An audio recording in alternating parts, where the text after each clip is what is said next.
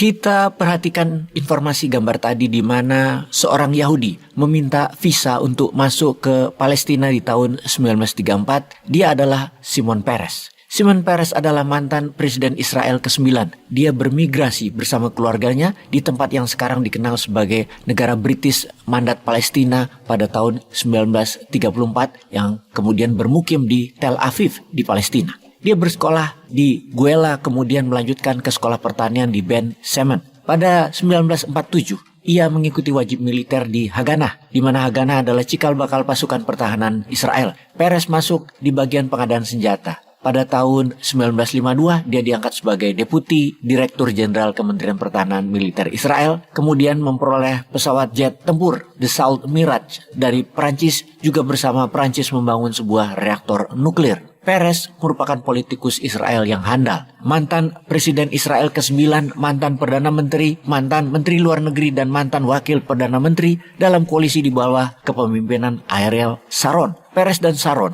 masuk hampir bersamaan ke Palestina, juga dengan meminta visa pada pemerintah Palestina kala itu.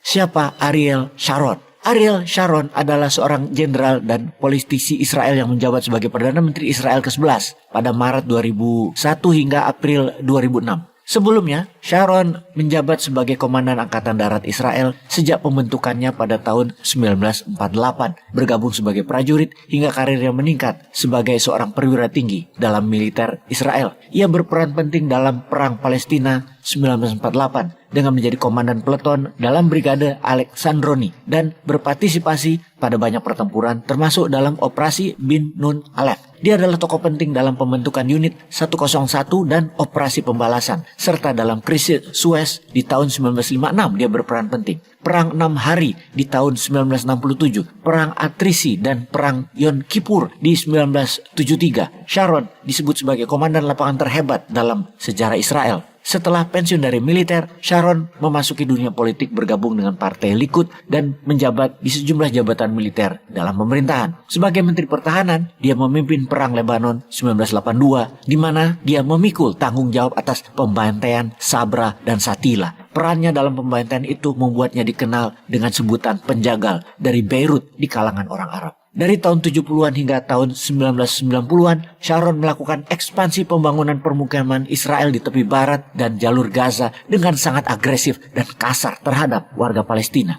Dia menjadi pemimpin Likud pada tahun 2000 dan terpilih sebagai Perdana Menteri Israel dalam pemilihan Perdana Menteri tahun 2001.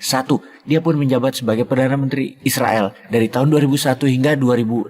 Saat Intifada Al-Aqsa kedua, dia pun menjabat. Intifada Al-Aqsa adalah gelombang kerusuhan yang terjadi pada September 2000 di antara warga Palestina dan tentara Israel. Mengapa disebut Intifada kedua? Karena sebelumnya ada Intifada pertama yang merupakan serangan milisi Palestina terhadap Israel pada tanggal 9 Desember 1987. Pemberontakan tersebut dimulai dari kemah pengungsian Jabalia dan dengan cepat menyebar ke seluruh Gaza, tepi barat, dan Yerusalem Timur. Perlawanan militer dari Intifada inilah yang kemudian hari membentuk milisi Hamas. Diperkirakan 1.100 orang Palestina dibunuh oleh tentara Israel dan 164 orang Israel dibunuh oleh orang Palestina dalam Intifada pertama. Pemberontakan ini baru berakhir pada tahun 1992. Kalau secara tata bahasa, istilah intifada adalah dalam bahasa Arab, sederhananya adalah pemberontakan. Atau dengan kata lain adalah pelepasan. Atau dalam bahasa nasionalisme Indonesia adalah merdeka. Merupakan perang pembebasan nasional bangsa Palestina terhadap pendudukan asing. Militer Israel memberinya nama kode peristiwa pasang surut pada intifada tersebut. Tapi dunia lebih mengenal Intifada Al-Aqsa.